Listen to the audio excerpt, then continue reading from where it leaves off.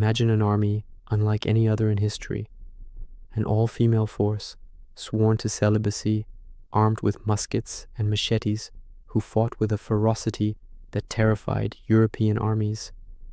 These were not mythical warriors, they were real.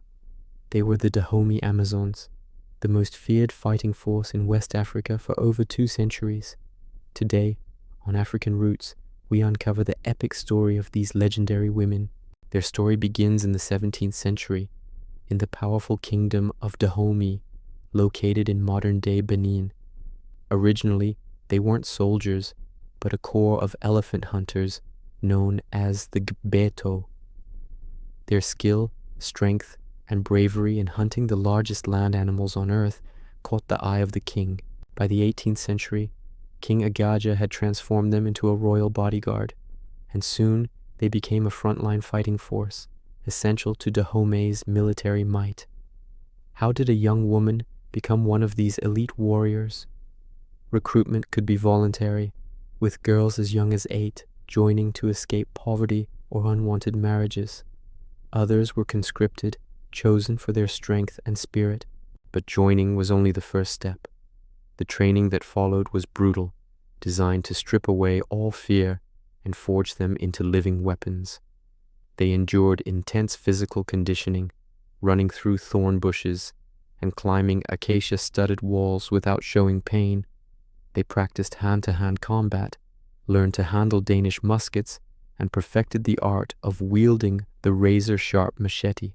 Survival exercises forced them to live off the land for weeks, hardening them both physically and mentally. This training wasn't just about combat, it was about desensitization.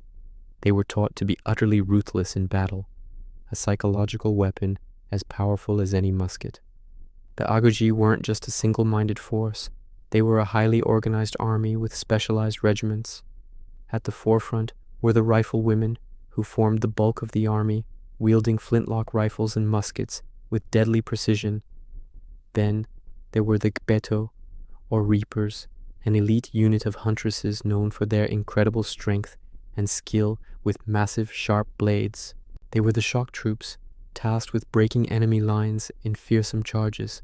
Supporting them were the archers, who unleashed volleys of poison-tipped arrows from a distance, sowing chaos and weakening the enemy before the main assault.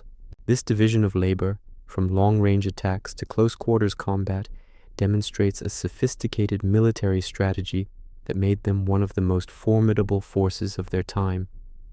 Within Dahomeyan society, these women held a unique and revered status. Known as the Ninonmitan, or our mothers, they were legally considered wives of the king. This was a symbolic marriage. It granted them immense prestige and power, but it also demanded celibacy.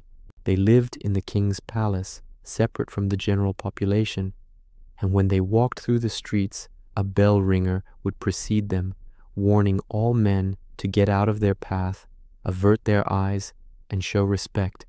To even touch one of them was punishable by death. They owned property, held positions of command, and served in the highest councils of the kingdom. They were not just soldiers. They were a powerful political and social class, semi-sacred figures who commanded the respect and fear of all. Their loyalty was to the king and the kingdom alone. On the battlefield, the Inomitun were a terrifying sight. They fought with a disciplined fury, often forming the spearhead of the Dahomeyan army. Their primary tactic was the swift, overwhelming charge. Chanting war songs, they would surge forward, firing their muskets before closing the distance to engage in brutal hand-to-hand combat with their machetes. European accounts from the time are filled with a mixture of horror and awe at their skill and courage. They were known for taking heads as trophies of war, a practice that further fueled their fearsome reputation.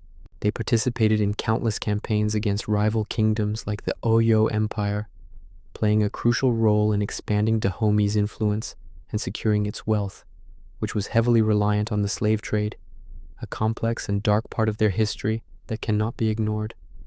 For them, Battle was a sacred duty, and they fought with a conviction that was unmatched. The ultimate test of their strength and courage came in the late 19th century with the arrival of a new, formidable enemy, the French colonial army. As France sought to expand its empire in West Africa, the kingdom of Dahomey stood as a major obstacle.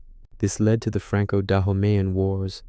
The first war, in 1890, saw the non-Miton clash with French forces armed with superior weaponry, including machine guns and modern rifles.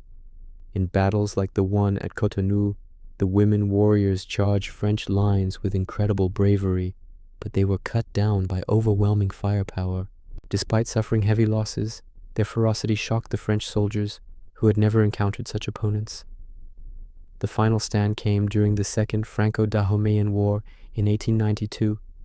Under their final king, Behanzin, the Dahomeyan army, with its Amazon Corps at the forefront, fought a desperate war of resistance. At the pivotal Battle of Adagon, an estimated 1,500 to 2,000 non-Miton led the charge against entrenched French positions. They fought with legendary valor, pushing through withering fire to engage the French in close combat. But courage and machetes were no match for machine guns.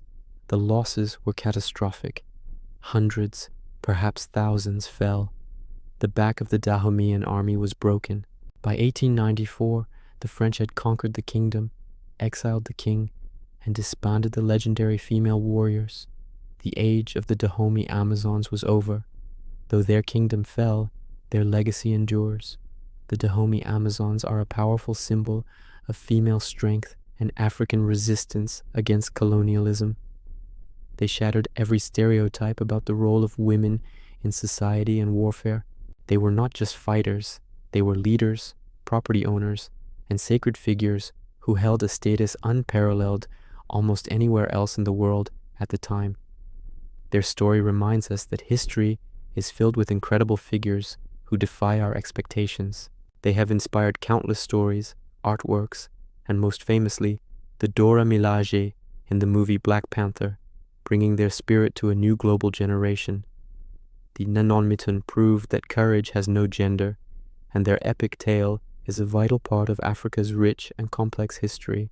For decades, the story of these incredible warriors was largely suppressed by colonial narratives, which sought to erase powerful symbols of African resistance. Their history was almost lost, whispered only in local traditions. But today, their legacy is experiencing a powerful resurgence. The Agogie are being rightfully reclaimed as icons of female strength and African prowess. This rediscovery has culminated in their story reaching a global stage, most notably through the epic film The Woman King. This film brought their bravery, their sisterhood, and their fight for freedom to millions, ensuring that the Dahomey Amazons will not be forgotten again. Their legend now inspires a new generation worldwide.